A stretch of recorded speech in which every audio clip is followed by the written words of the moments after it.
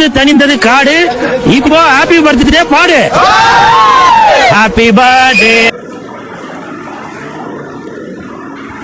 அரங்கம் நிறைய அமர்ந்திருக்கும் எழுத்தாளர்களுக்கும் புத்தக வாசிப்பு பிரியர்களுக்கும் மழலை செல்வத்திற்கும் என் முதற்கண் வணக்கம். எல்லாருமே உங்கள் கை கொஞ்சம் தூக்க முடியுமா குழந்தைங்களா? எல்லாருமே ஓகே, சரி. நான் 1 சொல்லும் போது ஒரு கிளாப் பண்ணுங்க. 1 1 1 2 2 2 வாட்டி 2 2. ஸோ வந்திருக்க எல்லாருக்குமே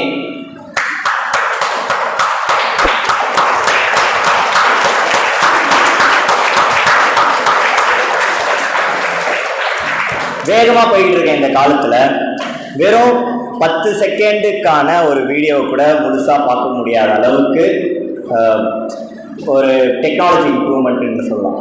அதில் கிண்டல் அப்படின்ற ஒரு புக் அப்படி ஆன்லைனில் படிக்கிறது நான் வந்து ரொம்ப அதை வெறுக்கிறேன். கிண்டல் எனக்கு பிடிக்கல அப்படின்றதான் ஒரு உண்மையான விஷயம்.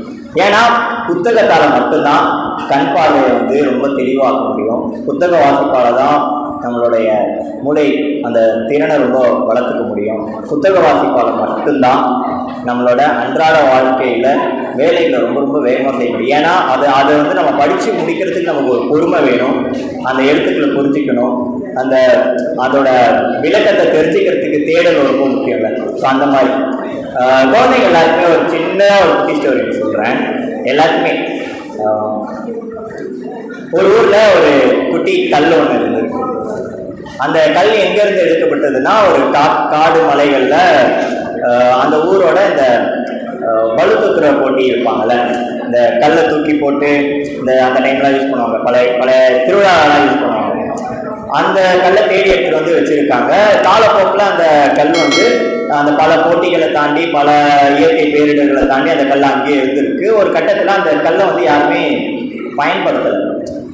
அது வந்து ஒரு டீ கடை பெஞ்சா மாறி இருக்கு காலப்போக்கத்தில். சரி, அந்த பக்கம் போகிற வரவங்களாம் வந்து அந்த கல்லில் உட்காந்து ஏதாவது பேசுவாங்க, அது மாதிரி போயிட்டு இருக்கோம்.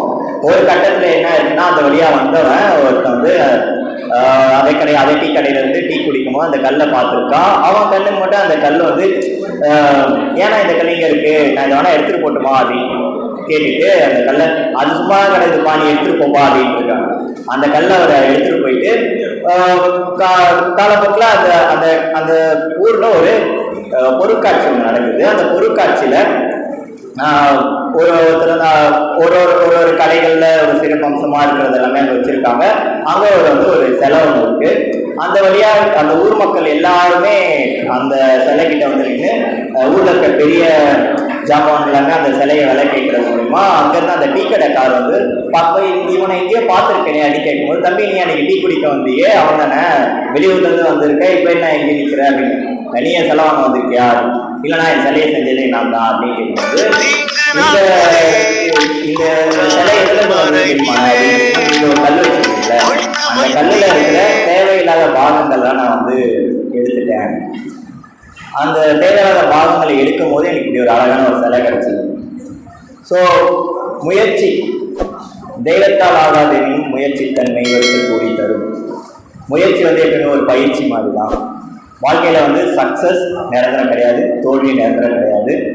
தோல்வி வந்து நம்ம ஒரு பாடமாகவும் எடுத்துக்கிட்டு சக்ஸஸ் வரும்போது ஒரு அன்னைக்கு டே மட்டும் அதை என்ஜாய் பண்ணிட்டு நெக்ஸ்ட் டே மறுபடியும் அதை வந்து மற்றவங்களுக்கு எப்படி நம்ம கொடுக்கலாம் அப்படின்ற ஒரு எண்ணோட்டத்தோட குமிழ்முனை புத்தகத்தை வந்து எல்லாருக்குமே ஃப்ரீயாக வாசிக்க கொடுக்குறதா இருக்கட்டும், அது ஒரு இருசக்கர வண்டியிலேருந்து ஆரம்பித்து பெரிய நூலகம் அளவுக்கு வரணுன்றது என்னோட ஆசை. நன்றியுடன் தர்ஷன்.